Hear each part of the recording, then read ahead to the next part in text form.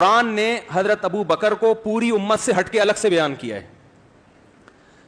فرمایا اللہ تنصروہ، اے ایمان والو تم محمد صلی اللہ علیہ وسلم کی مدد کرو. اگر تم نے مدد نہیں کی فقد نصرہ اللہ، اللہ کر چکا ہے اس وقت مدد. اذ ہما فی الغار، جب وہ دونوں غار میں تھے. ثانی اثنین، دو میں سے ایک کون تھے؟ محمد صلی اللہ علیہ وسلم. یعنی اللہ ابو بکر صدیق کے ذریعے مدد کر چکا. یہاں اللہ نے جب امت مسلمہ سے خطاب کیا کہ اے ایمان والو تم نبی کی مدد کرو، تو اس خطاب میں حضرت ابو بکر داخل نہیں ہے، ان کے علاوہ کو خطاب ہو رہا ہے. ان کے علاوہ کو خطاب کر کے کہا جا رہا ہے کہ اے ایمان والو تم مدد کرو. نہیں کرتے تو ابو بکر تو کر چکے ہیں مدد. ایسے لوگ تو ہیں نبی کے پاس، اللہ کو تمہاری مدد کی ضرورت نہیں ہے. اذ یقول لصاحبہ، جب محمد صلی اللہ علیہ وسلم اپنے صاحب کا لفظ آیا نا، صحابی صاحب ایک ہی معنی ہے. جب وہ اپنے صحابی سے کہہ رہے تھے لا تحزن، غم نہ کرو، ان اللہ معنا، اللہ ہمارے ساتھ ہے. غار میں جب پناہ لیا نا، دیکھو حضرت موسیٰ علیہ السلام جب دریا کے کنارے پہنچے اور پیچھے بہت بڑا لشکر آ رہا ہے فرعون کا، بنی اسرائیل نے کہا انا لمدرکون، موسیٰ پکڑے گئے، مروا دیا. یہ بنی اسرائیل کہہ رہے ہیں.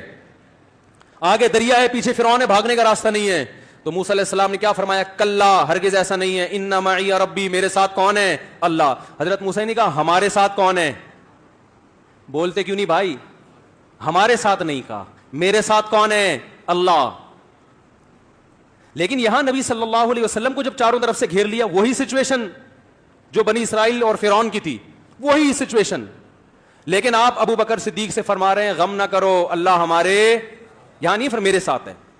بعض لوگوں نے اس سے توہین رسالت کی ہے اور یہ کہا ہے کہ موسیٰ معاذ اللہ اپنے ساتھیوں کو بھول گئے ایسے موقع پہ اور کہنے لگے اللہ میرے ساتھ ہے. بعض لوگوں نے یہ لکھا ہے. اور ہمارے نبی کا ظرف اتنا بڑا کہ اپنے ساتھی کو نہیں بھولے. اللہ مولانا اشرف علی تھانوی رحمہ اللہ کو جزائے خیر دے، انہوں نے اس اعتراض کا جواب دیا. فرمایا نا نا نا نا نا، موسیٰ علیہ السلام بھی اپنے قوم پہ رحم دل اور نبی صلی اللہ علیہ وسلم بھی، لیکن موسیٰ علیہ السلام کے جو ساتھی تھے ان کو وہ مقام نہیں ملا جو ابو بکر کو. حضرت موسیٰ کو اطمینان نہیں تھا کہ یہ کمبخت میرے ساتھ آخر دم تک رہیں گے کہ بھی نہیں رہیں گے، بھاگ نہ جائیں کہیں. ٹھیک ہے نا، تسلیاں تو دے رہا ہوں، پھر بھی کہیں پتلی گلی سے نہ نکل جائیں. تو موسیٰ علیہ السلام کو یہ اطمینان تھا میری مدد تو ہوگی، ان کا کوئی بھروسہ نہیں ہے. اس لیے موسیٰ علیہ السلام نے احتیاطاً کہا کہ میرے ساتھ ہے، تاکہ ان کی مدد نہ ہو تو میں کہیں جھوٹا ثابت نہ ہو جاؤں، اور اللہ کرنا چاہے گا تو تمہاری بھی کر دے گا. میرے ساتھ تو ہے، گارنٹی ہے. ادھر محمد صلی اللہ علیہ وسلم کے ساتھ ابو بکر تھے، کوئی وحی نہیں آئی، لیکن اللہ کے نبی کو معلوم تھا کہ جو رب میرا ساتھ دے گا وہ ابو بکر کو چھوڑ نہیں سکتا، کیونکہ میں اور ابو بکر الگ الگ نہیں ہیں. اس لیے فرمایا ان اللہ معنا، غم نہ کر ابو بکر، اللہ ہمارے ساتھ ہے. اس سے بڑی کسی کے صحابی ہونے کی دلیل ہو سکتی ہے؟ اور ایسے صدیق کا جو آپ صلی اللہ علیہ وسلم، جن کے صحابی ہونے پر قرآن نے گواہی دی اور پوری امت کو الگ کر کے قرآن بیان کر رہے ہیں کہ تم اگر ساتھ نہیں دیتے تو یہ ساتھ دیں. ان سے تو اللہ نے مدد کروا دی ہے.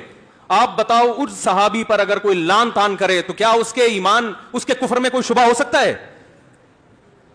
ایک حد ہوتی ہے لوگوں کو دائرہ اسلام میں داخل کرنے کی، ایک حد ہوتی ہے. ہمارا ظرف اسلام کے بارے میں بہت وسیع ہے، ہم لوگوں کو دائرہ اسلام سے نکالنے کے قائل نہیں ہے، لیکن ایک لمٹ ہے، اسلام کی ایک باؤنڈری ہے. اس باؤنڈری سے اگر آپ تجاوز کریں گے تو آپ کو ہم کافر بنا نہیں رہے، آپ کافر بن چکے ہیں، ہم بتا رہے ہیں آپ کا کافر ہونا.